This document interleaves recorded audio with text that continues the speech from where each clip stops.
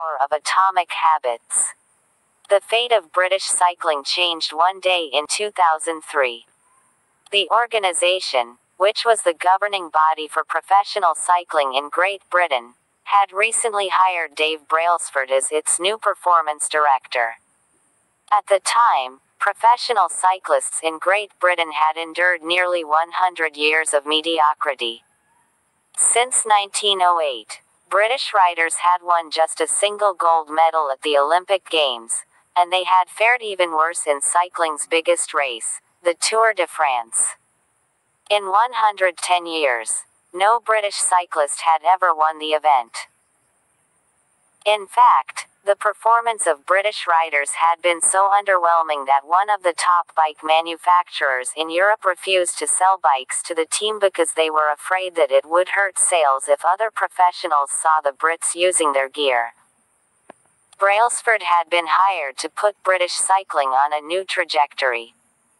What made him different from previous coaches was his relentless commitment to a strategy that he referred to as the aggregation of marginal gains, which was the philosophy of searching for a tiny margin of improvement in everything you do. Brailsford said, "The whole principle came from the idea that if you broke down everything you could think of that goes into riding a bike, and then improve it by 1%, you will get a significant increase when you put them all together." Brailsford and his coaches began by making small adjustments you might expect from a professional cycling team. They redesigned the bike seats to make them more comfortable and rubbed alcohol on the tires for a better grip. They asked riders to wear electrically heated overshorts to maintain ideal muscle temperature while riding and used biofeedback sensors to monitor how each athlete responded to a particular workout. The team tested various fabrics in a wind tunnel and had their outdoor riders switch to indoor racing suits, which proved to be lighter and more aerodynamic. But they didn't stop there. Brailsford and his team continued to find 1% improvements in overlooked and unexpected areas. They tested different types of massage gels to see which one led to the fastest muscle recovery. They hired a surgeon to teach each rider the best way to wash their hands to reduce the chances of catching a cold. They determined the type of pillow and mattress that led to the best night's sleep for each rider. They even painted the inside of the team truck white, which helped them spot little bits of dust that would normally slip by unnoticed but could degrade the performance of the finely tuned bikes. As these and hundreds of other small improvements accumulated, the results came faster than anyone could have imagined. Just 5 years after Brailsford took over, the British cycling team dominated the road and track cycling events at the 2008 Olympic Games in Beijing, where they won an astounding 60% of the gold medals available. 4 years later, when the Olympic Games came to London, the Brits raised the bar as they set 9 Olympic records and 7 world records. That same year, Bradley Wiggins became the first British cyclist to win the Tour de France. The next year, his teammate Chris Froome won the race, and he would go on to win again in 2015, 2016, and 2017, giving the British team 5 Tour de France victories in 6 years.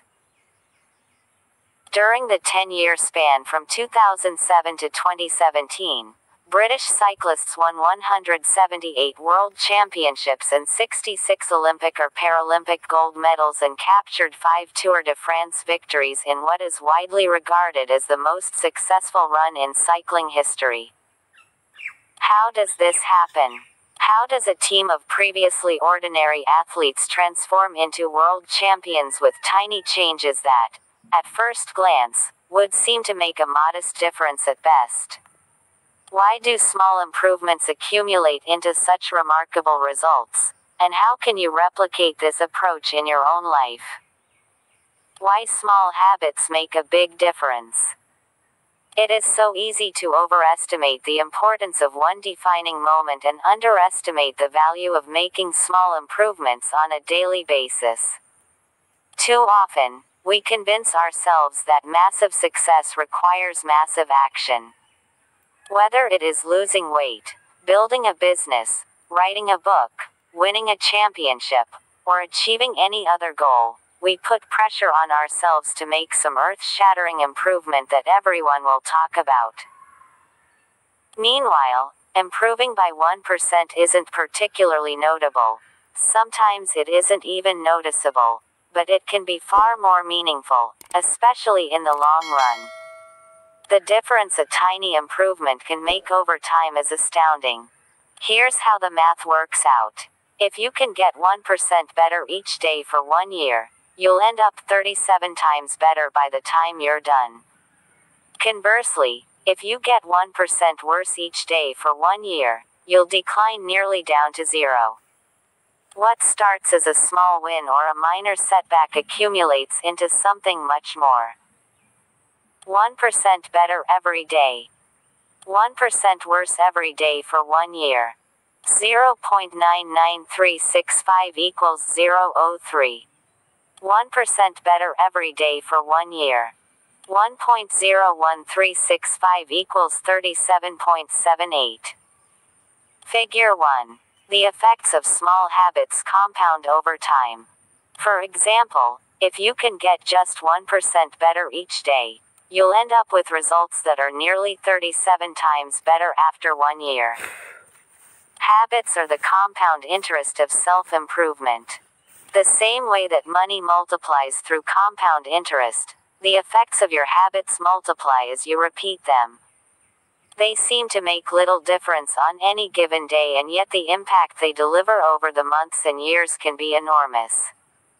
It is only when looking back 2, 5, or perhaps 10 years later that the value of good habits and the cost of bad ones becomes strikingly apparent. This can be a difficult concept to appreciate in daily life. We often dismiss small changes because they don't seem to matter very much in the moment. If you save a little money now, you're still not a millionaire. If you go to the gym 3 days in a row, you're still out of shape. If you study Mandarin for an hour tonight, you still haven't learned the language.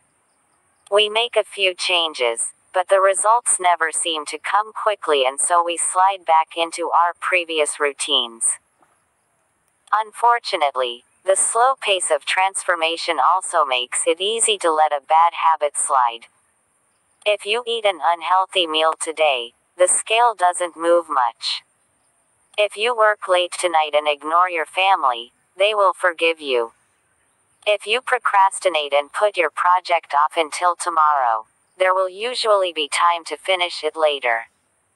A single decision is easy to dismiss. But when we repeat 1% errors, day after day, by replicating poor decisions, duplicating tiny mistakes, and rationalizing little excuses, our small choices compound into toxic results. It's the accumulation of many missteps, a 1% decline here and there, that eventually leads to a problem. The impact created by a change in your habits is similar to the effect of shifting the route of an airplane by just a few degrees. Imagine you are flying from Los Angeles to New York City. If a pilot leaving from LAX adjusts the heading just 3.5 degrees south, you will land in Washington, D.C., instead of New York. Such a small change is barely noticeable at takeoff. The nose of the airplane moves just a few feet, but when magnified across the entire United States, you end up hundreds of miles apart. Similarly, a slight change in your daily habits can guide your life to a very different destination. Making a choice that is 1% better or 1% worse seems insignificant in the moment, but over the span of moments that make up a lifetime, these choices determine the difference between who you are and who you could be. Success is the product of daily habits, not once-in-a-lifetime transformations. That said, it doesn't matter how successful or unsuccessful you are right now. What matters is whether your habits are putting you on the path toward success. You should be far more concerned with your current trajectory than with your current results. If you're a millionaire but you spend more than you earn each month, then you're on a bad trajectory. If your spending habits don't change, it's not going to end well. Conversely, if you're broke, but you save a little bit every month, then you're on the path toward financial freedom, even if you're moving slower than you'd like. Your outcomes are a lagging measure of your habits. Your net worth is a lagging measure of your financial habits. Your weight is a lagging measure of your eating habits. Your knowledge is a lagging measure of your learning habits. Your clutter is a lagging measure of your cleaning habits. You get what you repeat. If you want to predict where you'll end up in life, all you have to do is follow the curve of tiny gains or tiny losses, and see how your daily choices will compound 10 or 20 years down the line. Are you spending less than you earn each month? Are you making it into the gym each week? Are you reading books and learning something new each day? Tiny battles like these are the ones that will define your future self. Time magnifies the margin between success and failure. It will multiply whatever you feed it. Good habits make time your ally. Bad habits make time your enemy. Habits are a double-edged sword. Bad habits can cut you down just as easily as good habits can build you up, which is why understanding the details is crucial. You need